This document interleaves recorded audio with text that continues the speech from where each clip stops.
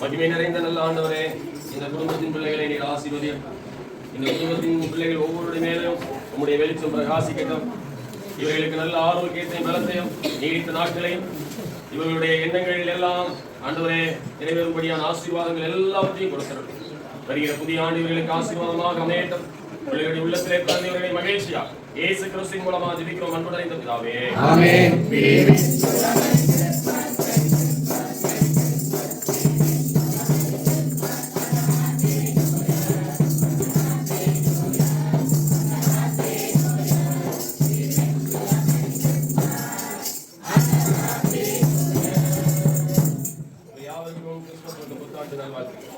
கொண்டாடுவோம், நாம் கொண்டாடுவோம், கர்த்தர் இயேசு பிறந்த நாளை கொண்டாடுவோம்.